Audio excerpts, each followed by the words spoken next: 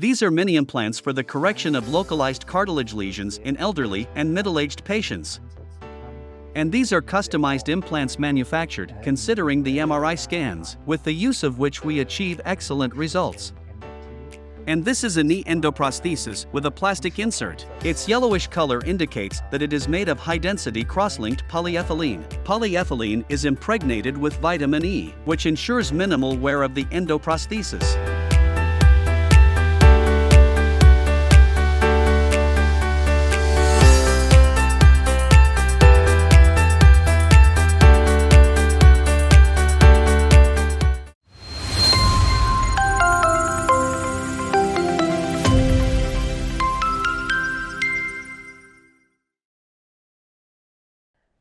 Good afternoon, Professor Hausschild. Thank you for taking the time to give us an interview today. Could you please introduce yourself? Thank you. My name is Oliver Hausschild. Since 2017, I have been the head physician of the Department of Orthopedics and Trauma Surgery at the Parkklinik Weissensee in Berlin. I am a specialist in orthopedics and trauma surgery. I also have additional qualifications in the fields of special trauma surgery and special orthopedic surgery. I graduated from the University of Freiburg, after which I worked for 15 years at the University Hospital Freiburg. Professor Hausschild, could you please tell us how many patients from abroad come to you for treatment per year? To be honest, due to the coronavirus pandemic and military operations in Ukraine, the number of foreign patients has significantly decreased. Before the coronavirus pandemic, I consulted outpatients once a week, including online consultations. A third of these patients eventually underwent surgical treatment in a hospital. What countries do patients come to you from? Most of the patients come to me from post-Soviet states, but I also have patients from North Africa and Arab countries. Professor Hausschild, with what diseases do patients most often come to you? Most patients come with hip and knee arthrosis as well as degenerative spinal diseases. What treatment methods for knee arthrosis do you use? We offer a full range of treatments for degenerative knee diseases, including cartilage lesions ranging from cartilage repair to cartilage transplantation. We perform interventions for the placement of mini implants and total joint replacement surgery, corrective osteotomies on young patients with arthritis and X and O-shaped leg deformities, in whom cartilage tissue cannot be restored, are performed in our department with great success. Professor Hausschild, could you please tell us about the treatments you use to postpone joint replacement? The choice of treatment method depends on the stage of the disease. We use joint preservation treatments that allow for cartilage tissue restoration. Cartilage cell transplantation is the most advanced procedure of this kind, and even large cartilage defects can be corrected with this method. The technique includes two consecutive interventions. The first is the harvesting of autologous cartilage cells with their subsequent cultivation, and the second is the transplantation of the resulting biological material. The organization of such a treatment for patients from abroad is a rather difficult task, but practice shows that with a competent approach to planning, it is quite feasible. Our department also offers one-stage cartilage replacement surgeries, in particular corrective osteotomies. The operation consists of correcting the axis of the lower limb by dissecting the bone in a certain area and placing a special plate in the required position. This allows for normalizing load distribution on the lower limb and eliminating pressure on the damaged part of the cartilage, thereby providing pain relief. This treatment option is suitable for patients of almost all ages. Corrective osteotomies can also be performed on patients with severe arthrosis. In addition, this operation is an alternative method of arthroplasty for young patients and patients who plan to do sports in the future. When is arthroplasty the only treatment option? Arthroplasty is the last-line treatment for degenerative joint diseases in our department. I cannot tell you exactly when the so-called point of no return occurs, but usually the patient's clinical condition and his complaints are a guideline. The patient suffers from manifestations of arthrosis even at rest. He has to take painkillers daily. He can only move with a cane. His mobility deteriorates, and he cannot cope with daily activities on his own. In my opinion, in this case, arthroplasty should be considered because it is obvious that other treatment methods will no longer yield a good result. Professor Hausschild, have there been any cases in your clinical practice where patients from abroad came to you after a failed arthroplasty? Of course.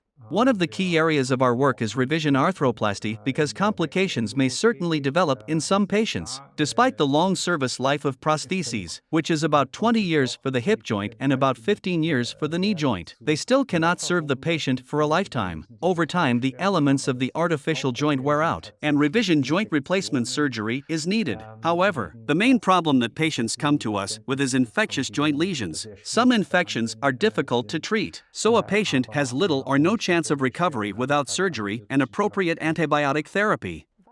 What are the most common complications in patients who have had arthroplasty? How can these complications be prevented?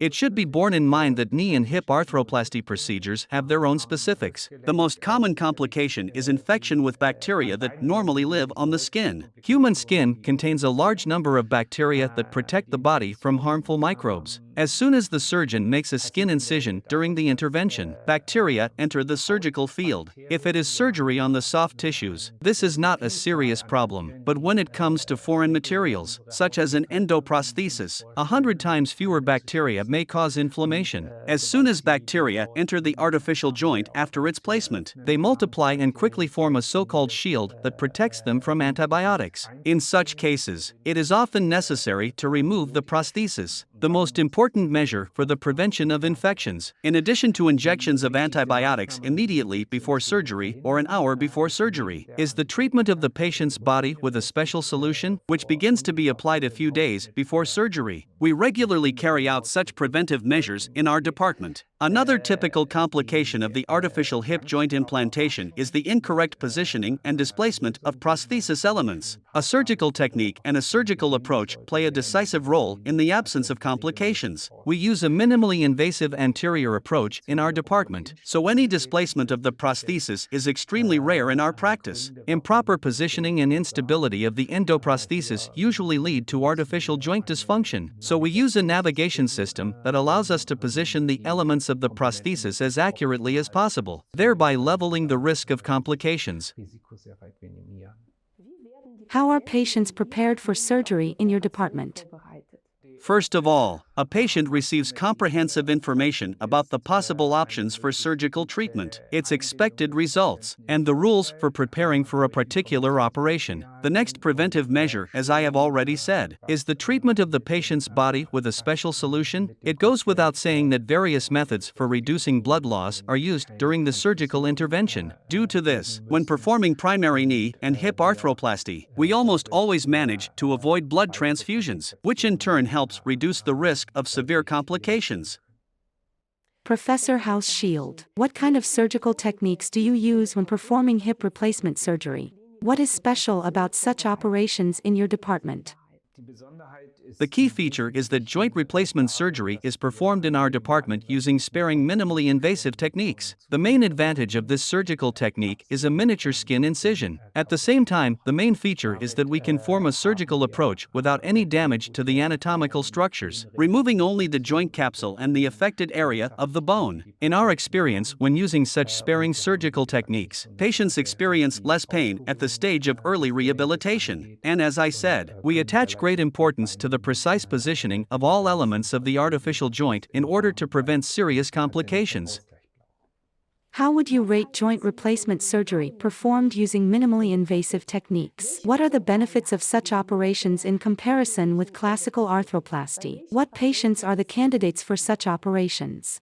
I routinely perform such surgical interventions, so I am convinced that this is an excellent treatment option. Primary hip replacement surgery certainly provides excellent results. The patients in our department are satisfied with the brilliant results of hip replacement surgery. Moreover, the surgical approach chosen by the specialist does not affect the success rate. At an early stage of arthrosis, patients, however, recover faster when the operation is performed using minimally invasive techniques. Such surgical interventions guarantee minimal blood loss, and by maintaining the integrity of the muscular apparatus during primary arthroplasty, revision surgery in the future will also achieve long-term results.